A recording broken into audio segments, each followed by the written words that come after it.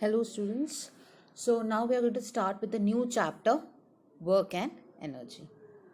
ठीक है, तो ये जो कॉन्सेप्ट है वर्क एंड एनर्जी का, ये हमने अक्सर सुना होगा, right? These concept in science depending upon Newton's law of motion वगैरह, है ना? तो ये दोनों काफ़ी फेमिलियर टर्म्स हैं, राइट? सो जब हम बात करते हैं साइंस में, लाइक पर्टिकुलरली जब फिजिक्स की बात करते हैं, तो ये जो दो टर्म्स मैंने बताया, वर्क एंड एनर्जी, इसकी एक खास मतलब है. It has a very special meaning. जैसे अगर नॉर्मल वे में, नॉर्मल कॉन्वर्जेशन में हम वर्क को क्या बोलते हैं, कॉमन यूज़ होता है वर्क का, मतलब कोई भी एक्टिविटी अगर हम फिजिकली या मेंटली कोई भी एक्टिविटी करते हैं तो वो वर्क होता है. पर when it comes to physics, उसको हम वर्क नहीं कहेंगे. कहने का मतलब है, जैसे अगर मैंने बुक पढ़ा, ठीक है, और मैं दिमाग लगा रही हूँ उस चीज़ को समझने में या सॉल्व करने में, या एक कोई भी वेट उठाया मैंने and I am not moving, I am just holding it, standing at a position, I am just holding it. या मैं I am pushing this wall, या फिर एक ह्यूज रॉक को मूव करने की कोशिश कर रही हूँ जो मूव नहीं हो रहा है. सो ये सारे cases according to scientific definition में बोल रही हूँ, ये सारे क्या है, these are not doing any work.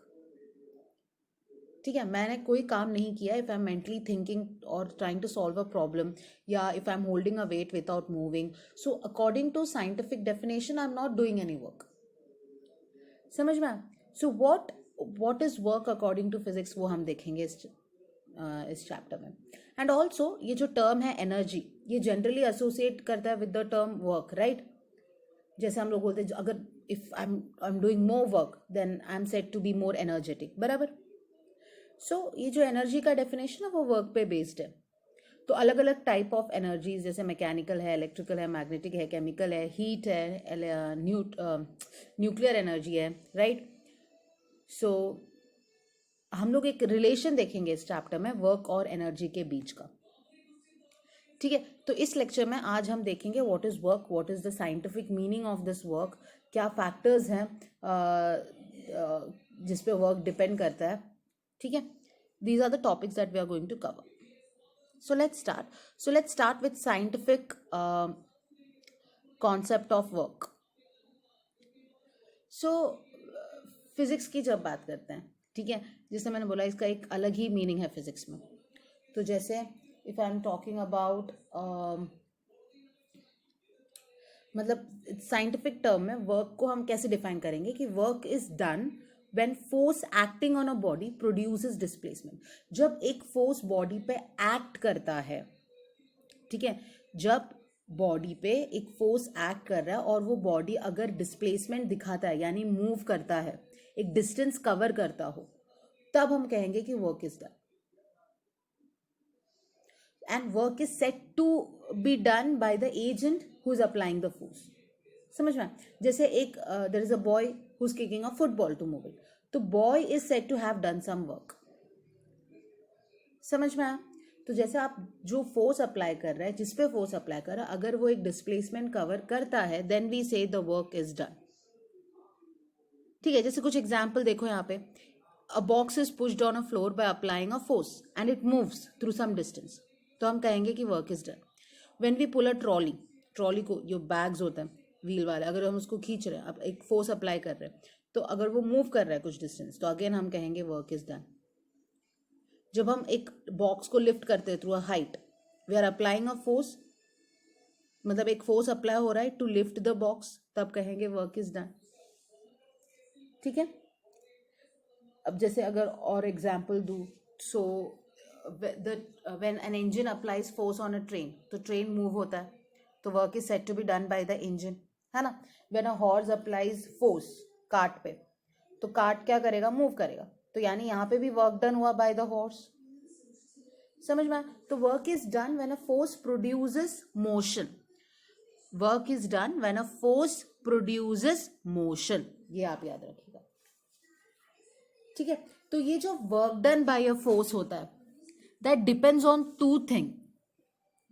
क्या है? एक तो मैग्नीट्यूड ऑफ फोर्स, यानी मैं जो आपको अभी बता रही हूँ, ये बता रही हूँ कि एसेंशियल कंडीशंस क्या है for work to be done.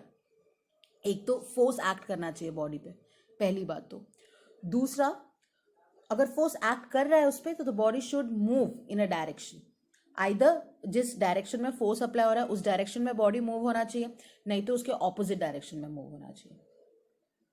मतलब इन शॉर्ट अगर मैं बोलूं तो बॉडी मस्ट बी डिस्प्लेस्ड। ठीक है, सो दो फैक्टर्स जिसमें amount of work done depend करता है, वो दो फैक्टर्स क्या है, एक तो मैग्नीट्यूड ऑफ फोर्स यानी साइज ऑफ फोर्स, और दूसरा क्या है, डिस्प्लेसमेंट ऑफ द बॉडी। इन दो चीजों पे डिपेंड करता है। ठीक है, अब अगर यही चीज मैं आपको पूछूं कि how is the amount of work measured, कितना काम हुआ है वो कैसे पता चलेगा, तो वो किस किस पे डिपेंड करता है, पहले मैं वो बताती हूँ। पहले तो वो जैसे अभी हमने कहा कि वो फोर्स पे डिपेंड करता है, दूसरा डिस्प्लेसमेंट पे, एंड एक और फैक्टर है एंगल। एंगल का कैसे हुआ, मतलब किस, जैसे ये ग्राउंड है, ठीक है, और एक यहाँ पे कुछ है and I am trying to pull it through this direction, तो इन दोनों के बीच का जो एंगल है, मान लेते थीटा है, आप एक्स मानो वाई मानो कुछ भी, वो एंगल को मैंने नाम दिया थीटा। तो ये जो एंगल है between the direction of force, मान लेते ये डायरेक्शन ऑफ फोर्स है, ठीक है, और ये यहाँ से यहाँ तक डिस्प्लेस हुआ मान लेते हैं, तो दोनों के बीच में जो एंगल है वो उस पर डिपेंड करता है अमाउंट ऑफ वर्क डन। ठीक है, तो ये कुछ चीज़ है। Alright, so let's see the next कि अब ये जो वर्क डन है, जैसे मैंने आपको डेफिनेशन बताया, तो वर्क डन क्या है, depends on the magnitude and the distance through which the body moves, यानी डायरेक्शन ऑफ फोर्स पे डिपेंड करता है। बराबर, तो वर्क डन का फॉर्मूला क्या हो जाएगा, F into S, force into displacement या डिस्टेंस कवर्ड और moved in the direction of force. ठीक है, यानी मान लेते हैं एक ऑब्जेक्ट को यहाँ पे इनिशियली हमने फोर्स F अप्लाई किया जिसका मास है वो A पोजीशन पे, और जैसे मैंने फोर्स अप्लाई किया तो उसने डिस्टेंस S कवर किया एंड वो पहुंच गया B पोजीशन पे। समझ में आया? सो when a body is moved on the ground by applying force, आप याद रखना है the work is done against friction, ये भी आपको याद रखना है, क्योंकि मैं जब इसको मूव कर रही हूँ तो फ्रिक्शनल फोर्स से ज़्यादा मैंने अप्लाइड फोर्स हो रहा है, तभी ये ऑब्जेक्ट मूव हो रहा है। So you should keep in mind कि the work is done against friction. ठीक है, तो फॉर्मूला क्या होगा, वर्क डन क्या होगा, फोर्स इंटू डिस्प्लेसमेंट। ठीक है, अब यूनिट क्या है वर्क का चिल्ड्रन, यूनिट जो है वर्क का that is joule, SI unit जो है वो जूल है। और वर्क कैसा क्वांटिटी है, it is a scalar quantity, it depends only on magnitude. ठीक है, मतलब the condition for a force to do work is that it should produce motion in the body, तो ये सिर्फ उसके मैग्नीट्यूड पे डिपेंड करता है, यानी ये क्या हुआ, स्केलर क्वांटिटी हुआ। ठीक है, तो 1 जूल यहाँ पे कितना होगा, वर्क डन 1 जूल कब होगा, जब फोर्स कितना होगा, 1 न्यूटन होगा, और डिस्प्लेसमेंट कितना होगा, 1 मीटर होगा। So 1 joule is equal to 1 newton into 1 metre. ठीक है, समझ गए? ऑलराइट, अब ये याद रखना कि जब बॉडी मूव हो रहा हो इन the direction of the force applied, जैसे अभी ये है, अब मैंने फोर्स A टू B जाने के लिए, ये this is the direction of the force, और जिस डायरेक्शन में मैं फोर्स अप्लाइड कर रही हूँ, अगर ऑब्जेक्ट उसी डायरेक्शन में मूव हो रहा है, उसी डायरेक्शन में वो डिस्प्लेस हो रहा है, तो यहाँ पे डिस्टेंस और डिस्प्लेसमेंट क्या हो गया, सेम हो गया। समझ में? So as the body is moving along a straight line, एक पर्टिकुलर डायरेक्शन में डिस्टेंस और डिस्प्लेसमेंट क्या होगा, सेम होगा। सो वर्क को तब हम फोर्स इंटू डिस्टेंस भी लिख सकते हैं, आप वो याद रखिएगा।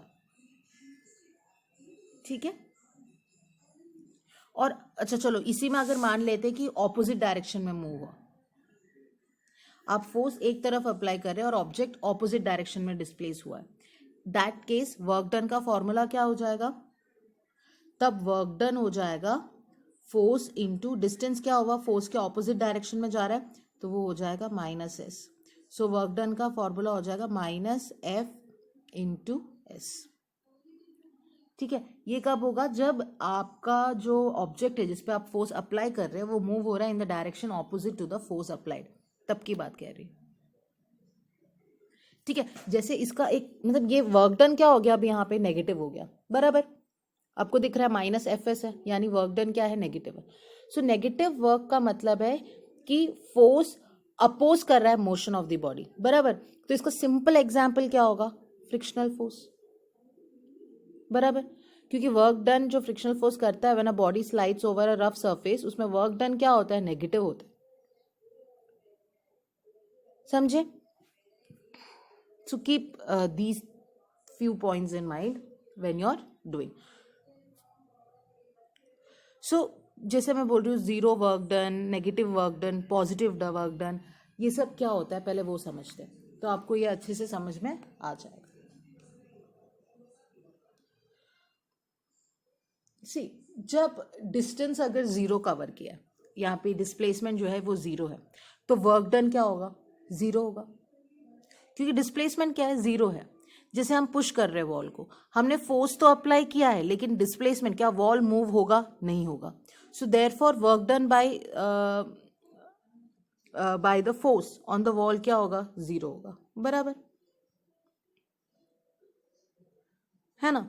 सो ये सारी चीज़ें आपको याद रखना. जैसे अगर मैं if I am sitting on a chair and I am studying, ठीक है, हम थक तो जाते हैं, लेकिन वो फिजिक्स के हिसाब से क्या है, नो वर्क इज डन. और अगर मैं ब्रीफ केस सर पे रख के बहुत देर खड़े रहूं मान लो, तो डिस्टेंस तो मैं कुछ कवर नहीं कर रही हूँ, आई am not moving with it, right, तो डिस्टेंस जीरो है, तो वर्क डन भी क्या हो जाएगा, जीरो हो जाएगा.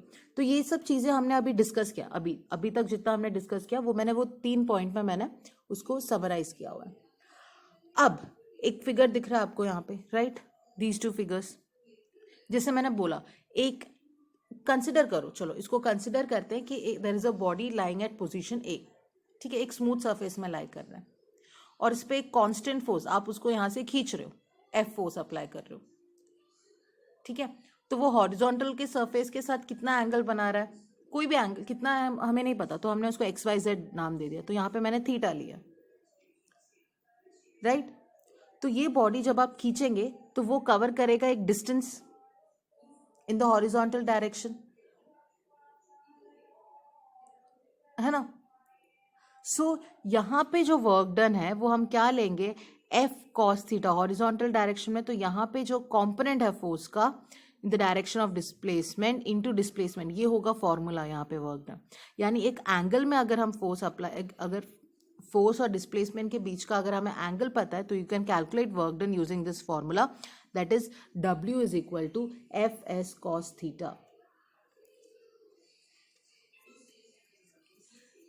ठीक है, तो मतलब अगर फोर्स को एक सर्टेन एंगल पे अप्लाई हो रहा है to the horizontal plane, horizontal plane के अगर एक एंगल पे फोर्स अप्लाई हो रहा है, तो हम W is equal to F into S नहीं अप्लाई कर सकते. समझ में? अगर एंगल इन्वॉल्व हो रहा है, then the formula becomes W is equal to F S cos theta. Understood? Theta क्या है, angle between the direction of displacement and force. ठीक है, आप लोग हायर क्लासेस में देखेंगे कि कॉस थीटा, ये ट्रिग्नोमेट्रिक रेशियोज पढ़ेंगे, तब आप देखेंगे ये कॉस थीटा साइन थीटा वगैरह क्या होता है. ठीक है, सो आप इतना याद रखो कि ये इसको डिराइव किया गया है, and work done is F S cos theta. ठीक है, और ये कॉस 0 की एक स्पेसिफिक वैल्यू है, कॉस 30 की स्पेसिफिक वैल्यू है, कॉस 60, कॉस 90, कॉस 180, इन सब की स्पेसिफिक वैल्यूज हैं. समझ में? तो उसको सब्स्टिट्यूट, जैसे कॉस थीटा, अगर इन दोनों के बीच में फोर्स और डिस्प्लेसमेंट के बीच का एंगल अगर 0 होता, तो कॉस 0 की वैल्यू फिक्स्ड है, 1 है. कॉस 30, अगर ये जो है एंगल थीटा जो है, ये जो एक्स एंगल है या वाई एंगल है, जो भी आप नाम देना चाहते हैं, अगर वो वाई जो है अगर 45 डिग्री है, तो कॉस 45 की एक फिक्स्ड वैल्यू जो है 0.71. तो 0, 30, 45, 60, 90 इन सब की फिक्स्ड वैल्यूज ऑलरेडी है, जो आप देखेंगे, जिस तरीके से उसको डिराइव किया गया है, वो पूरा आप 10th के मैथ्स में ट्रिग्नोमेट्रिक रेशियोज में आप डिटेल में पढ़ेंगे. ठीक है, तो बस आप इतना ध्यान रखो कि जब वर्क डन, जब फोर्स और डिस्प्लेसमेंट के बीच में एक एंगल हो, एक सर्टन एंगल हो टू द, अगर force is applied to a certain angle to the plane, ठीक है, और अगर बॉडी मूव कर रहा हो हॉरिजॉन्टली ऑन द ग्राउंड, तो ऐसे केस में हम W is equal to F into S formula नहीं यूज कर सकते, वहां हम यूज करेंगे W is equal to F S cos theta. इतना आप लोग ध्यान रखो. ठीक है, इतना समझ में आ गया होगा. सो ये जो थीटा है उसके बेस पे हम वर्क डन को जो है positive, negative, zero, work done, ये सब हम कहते हैं. किस बेसिस पे कहते हैं वो देखते हैं अभी. सी, अगर जैसे अगर मैं बात करूं कि जब वर्क डन हो रहा हो, मतलब व्हेन थीटा, अगर डिस्प्लेसमेंट के डायरेक्शन में ही फोर्स भी है, फोर्स के डायरेक्शन में डिस्प्लेसमेंट हो रहा है, तो डब्ल्यू क्या हो जाएगा, एफ एस कॉस थीटा हो जाएगा। ठीक है, कहने का मतलब है जब थीटा यानी जो दो एंगल है अगर वो जीरो है, ठीक है, अगर एंगल जीरो है चिल्ड्रन, फोर्स और डिस्प्लेसमेंट के बीच का एंगल अगर जीरो है, थीटा की वैल्यू अगर जीरो है, तो डब्ल्यू क्या हो जाएगा, F into S cos theta, यानी थीटा का वैल्यू जीरो है तो ये हो गया कॉस जीरो। और कॉस जीरो की वैल्यू क्या होती है, ये जो कॉस जीरो है उसकी वैल्यू वन होती है, ये आप हायर क्लासेस में देखेंगे। ठीक है, तो वर्क डन क्या हो गया, फोर्स इंटू डिस्प्लेसमेंट, तो फोर्स आपको दिया होगा, डिस्प्लेसमेंट दिया होगा, सब्सटीट्यूट करेंगे तो वर्क डन आ जाएगा। ठीक है, समझ गए। ये कब होगा, जब फोर्स और डिस्प्लेसमेंट के बीच का एंगल जीरो हो, ये तो मैंने 90 डिग्री बताया। ठीक है, अगर इन दोनों के बीच में एंगल जीरो होता तो की बात हो रही। ठीक है, अब जैसे मैंने बोला अगर 90 डिग्री है, अगर 90 डिग्री है फोर्स और ये हो गया डिस्प्लेसमेंट और थीटा जो है वो 90 डिग्री है, तो वर्क डन क्या हो जाएगा, अगेन वर्क डन क्या हो जाएगा, एफ एस कॉस थीटा, यहाँ पे थीटा 90 है, कॉस 90 कितना होगा, कॉस 90 विल बी जीरो, ये वैल्यू जो है जीरो है, तो वर्क डन क्या हो जाएगा, जीरो हो जाएगा। समझ गए। ठीक है, अब जैसे अगर मैं एग्जांपल दूं आपको, जैसे जब एक man, there is a man carrying a suitcase horizontally, ठीक है, सर पे रखा हुआ है एंड ही स्टैंडिंग, तो वहां पे क्या होगा,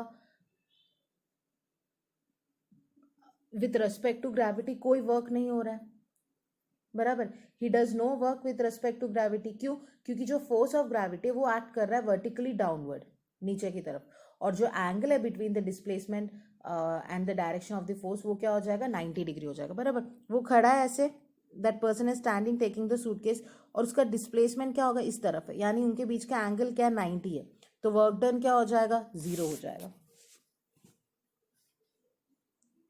ठीक है, समझ गए। अब जैसे अगर मैं बात करूं, व्हेन अ बॉडी, मतलब आप इतना ध्यान में रखो, so when a body moves in a direction, अगर परपेंडिकुलर है to the direction of force तो कोई भी वर्क नहीं होगा। अगर फोर्स का डायरेक्शन और डिस्प्लेसमेंट का डायरेक्शन के बीच का जो एंगल है दैट इज 90 डिग्री, तो वर्क डन बिकम्स जीरो। जैसे मैंने अभी आपको ये जो पर्सन कैरिंग अ सूटकेस वाला कॉन्सेप्ट दिया, वैसे एक और एग्जांपल अगर दूं, सो when a body is moving on a circular path, अगर वो सर्कुलर पाथ में ट्रैवल कर रहा है, ठीक है, कोई बॉडी मूव करे ना सर्कुलर पाथ, तो जो फोर्स एक्ट करेगा वो कैसा एक्ट करेगा, सेंटर की तरफ एक्ट करेगा, बराबर। तो फोर्स का डायरेक्शन कैसे होगा, ये होगा टुवर्ड्स सेंटर होगा, बराबर, फोर्स का डायरेक्शन, ठीक है, towards the along the radius of the path होगा। एंड मोशन जो होगा बॉडी का वो कैसे होगा, इसके टेंजेंशियल होगा, बराबर, ये हो गया उसका टेंजेंशियल।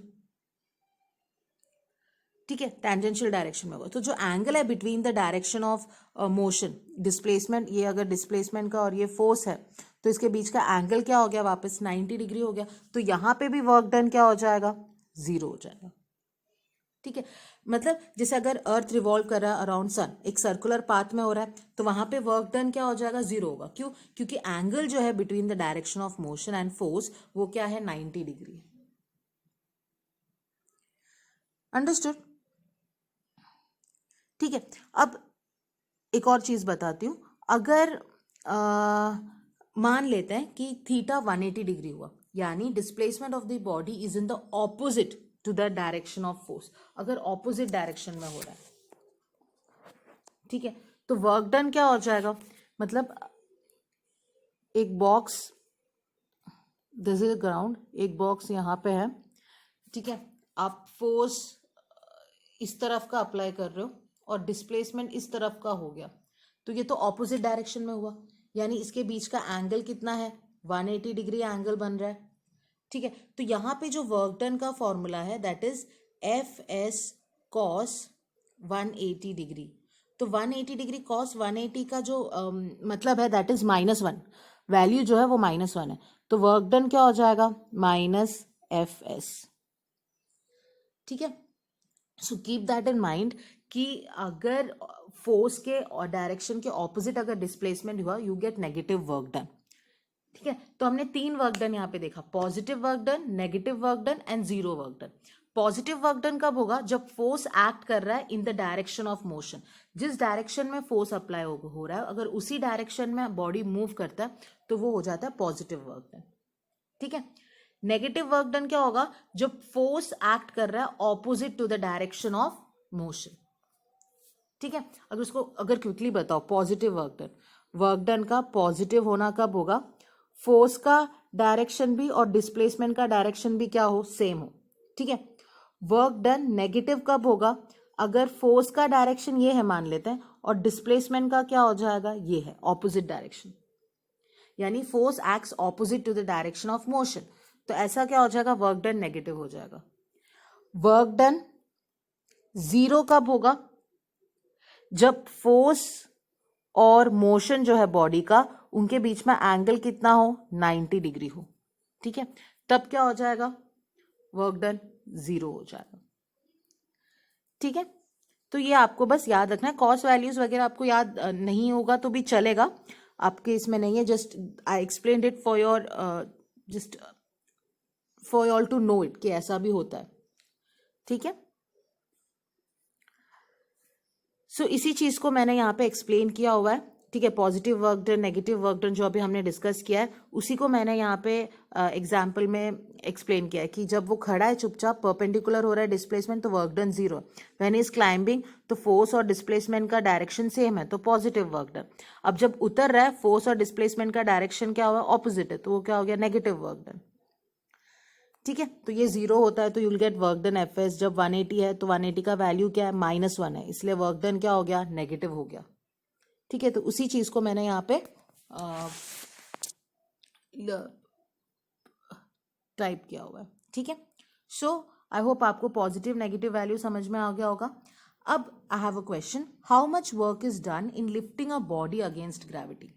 ग्रेविटी के अगेंस्ट अगर आप एक बॉडी को लिफ्ट करते हैं तो वर्क डन कितना होगा, कोई बता सकता है? सी, वर्क डन, जो फोर्स ऑफ ग्रेविटी होता है, अर्थ की बात करते हैं तो वो pulls everything towards the surface of earth, बराबर।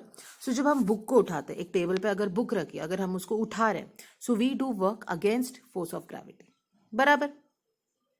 यानी when a body is lifted vertically upward, तो फोर्स जो रिक्वायर्ड होता है टू लिफ्ट द बॉडी वो क्या होगा, वो बराबर होगा उसके वेट के, समझ में? So amount of work done क्या होगा, इक्वल होगा किससे, वेट ऑफ द बॉडी, बराबर। सो जो वर्क डन होगा वो किससे इक्वल होगा, weight of the body. Weight of the body मतलब क्या होगा, mg होगा। ठीक है, weight of the body into किसके बराबर है, वर्टिकल डिस्टेंस। वो कितना डिस्टेंस, वर्टिकल डिस्टेंस मैं उसको h लिख सकती हूँ, समझ में? So work done against gravity क्या किसके बराबर होता है, वो प्रोडक्ट होता है किसके बराबर, वेट और डिस्टेंस के प्रोडक्ट को हम वर्क डन बोलते हैं when it is done against gravity. तो जो हमारा फॉर्मूला है वो क्या हो जाता है, W is equal to mgh, specially when we are climbing, when a man is climbing the stairs, तो वो क्या कर रहा है, अगेंस्ट ग्रेविटी काम कर रहा है। तो समझ में? अभी जैसे मैं कह रही हूँ कि अगर देयर इज स्टेप्स, ठीक है, ये स्टेप्स है, there is a man who is climbing it, ठीक है, तो ये जब चढ़ रहा होगा इस डायरेक्शन में, इट इज मूविंग, तो इसका वेट जो है वो डाउनवर्ड डायरेक्शन में एक्ट कर रहा है, mg वेट जो है वो नीचे की तरफ एक्ट कर रहा है। ठीक है, अगर ये ग्राउंड है तो इतने हाइट पे वो पहुंच गया, तो ये जो h है this will be the height. ठीक है, और तो सो फॉर्मूला क्या हो जाएगा, यहाँ पे जो वर्क डन है क्या हो जाएगा, mgh हो जाएगा। ठीक है, अगर मैन का मास अगर m है, वो क्लाइंब कर रहा है स्टेयरकेस जिसकी वर्टिकल हाइट h है, तो इस केस में वर्क डन क्या हो जाएगा, mgh, because it is against gravity. Alright, so I have 1 or 2 numericals based on this formula. और वैसे अगर आपको आप आगे जाके देखेंगे, ये जो mgh है जो अभी मैंने बताया, that is also the formula for potential energy of a body. तो आगे आने वाले क्लासेस में उसको डिटेल में देखेंगे कि पोटेंशियल एनर्जी क्या होता है. Now based on the formula जो हमने देखा, उसके बेस पे 1 और 2 न्यूमेरिकल्स हैं जो हम अभी सॉल्व कर लेते हैं. सो पहला जो न्यूमेरिकल है, calculate work done when a load of 100 kg is lifted vertically by 5 metre. ये है क्वेश्चन. कैसे सॉल्व करेंगे? तो वर्क डन आपको कैलकुलेट करना है, ठीक है. यानी वर्क डन क्या हो गया? Question mark. अब बोला है कि लोड ऑफ 100 kg, यानी मास कितना हुआ? 100 kg मास है. फिर बोला है कि it is lifted vertically by 5 metre, यानी इसको लिफ्ट किया है वर्टिकली बाय 5 मीटर, यानी ये क्या हो गया? हाइट हो गया, ठीक है. तो आपको बोला है कि हाइट कितना है? 5 मीटर. तो ऐसे केस में वर्क डन क्या होगा? mgh. सो m हमें पता है कितना है? 100, और g हमें दिया नहीं है तो विल टेक 9.8, ठीक है. और हाइट हमें पता है that is 5. So when you solve this you will get 4900 joules. Work done का यूनिट क्या है? जूल्स. डन.